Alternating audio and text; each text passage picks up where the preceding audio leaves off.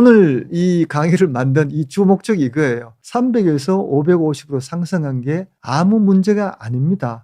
의사들도 잘 모르는 관상동맥 스퀘어 치료. 저도 한 2년 전에 관상동맥 스퀘어에 대해서 강의를 한번 했고요. 한 수십만 분이 보셨으니까 상당히 많은 분이 보셨어요. 그런데도 불구하고 스퀘어 때문에 제 외래에 오신 분들은 이거 위험한 게 아닌가, 급하다 뭐 이런 식으로 걱정을 많이 하고 오시는데, 그 후속편으로 스퀘어를 바라보는 우리의 마땅한 자세. 그래서 스퀘어는 뭐냐면은 흉부 CT를 찍을 때 발견되는 하얀 점, 요겁니다. 다시 말하면 혈관에 치아와 같은 딱딱한 질이 혈관에 있다는 건데, 혈관 안에 있으면 상당히 위험하겠죠. 근데 다행히 이 스퀘어는 혈관 동맥벽에 있습니다.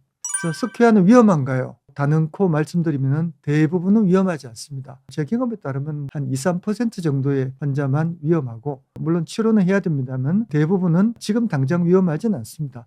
왜냐하면 관상동맥, 심장에 피를 보내는 혈관이 위험하게 되는 것은 막히거나 좁아질 때예요. 이 스퀘어가 심하다, 그래서 위험한 건 아니에요. 이게 혈관을 보면은 이 혈관벽이 있고, 이게 노란 게 죽상경화, 동맥경화고요. 갈색이 스퀘어인데, 이렇게 동맥경화가 전 혈관에 있고 스퀘어가 쭉쭉쭉 있으면 스퀘어 점수가 되게 높아요. 그런데 심하게 좁은 데는 없죠, 그죠? 이거는 위험하진 않아요. 피는 잘 통하거든요.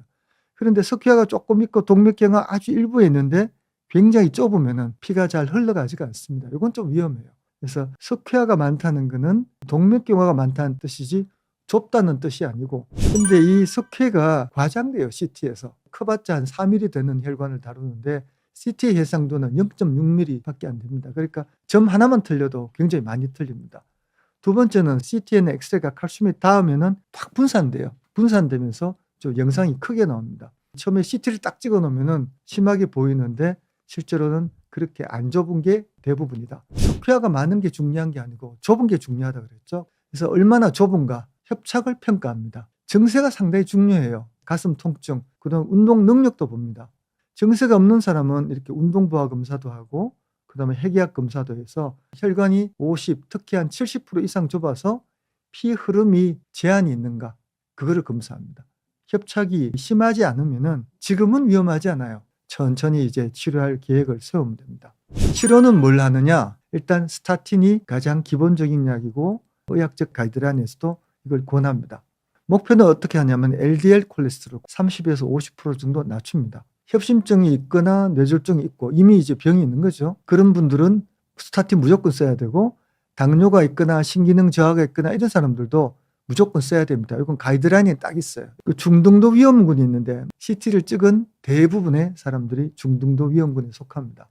그래서 점수가 0점이다. 이 사람은 스타틴 쓸 필요 없습니다. 3에서 7년 뒤에 재검사하면 돼요. 100점까지 좀 있는 경우에는 스타틴을 바로 쓰라고 그러진 않고 두고 보면서 스타틴을 나중에 쓰는 걸 고려하지만 지금은 쓸 필요 없다. 400점까지는 적극적으로 고려하는데 반드시 먹어야 한다고 그러진 않는다. 400점 이상 되면은 스타틴을 바로 시작해야 됩니다. 이거는 돌아보지 말고 시작해라. 이게 이제 가이드라인인데 이게 좀 옛날 데이터예요. 최근에는 좀 더 적극적인 치료를 고려합니다. 100점부터 치료하라 돼 있어요. 100점부터. 그 다음에 300점 이상이면은 LDL 콜레스테롤 낮추는 이 목표를 더 낮게 치료하라 그랬고, 1000 이상이면은 아스피린도 추가하는 게 좋겠다. 웬만하면 스타틴 드시는 게 좋겠다 쪽으로 방침을 바꿔 나가고 있습니다. 환자분이 그러세요. 전 고지혈증이 없는데요. 근데 뭐하러 고지혈증 약을 먹습니까? 여기에 대한 연구가 있어요. 스타틴이 심혈관 위험을 44% 낮춰줍니다. 스타틴은 고지혈증 약이 아니라 동맥경화 약입니다. 담배를 펴서 고혈압 때문에 동맥경화 생겨도 이 스타틴을 드시면은 동맥경화가 줄어들기도 하고 진행을 막아주고 굉장히 좋은 약이기 때문에 요새 스타틴을 쓰는 데 있어 가지고 고지혈증 있느냐 없느냐 안 보고 동맥경화 있으면 써야 됩니다. 오늘 이 강의를 만든 이 주 목적이 이거예요. 300에서 550으로 상승한 게 아무 문제가 아닙니다. 걱정 안 하셔도 돼요. 안 보내셔도 돼요. 스퀘어가 증가했다는 게 동맥경화가 심해졌다는 뜻이 아닙니다. 스퀘어 점수는 매년 증가합니다. 이건 나이와 같아요. 그리고 이 점수의 증가가 심혈관 위험을 증가시키지 않는다고 연구가 딱 나와 있어요.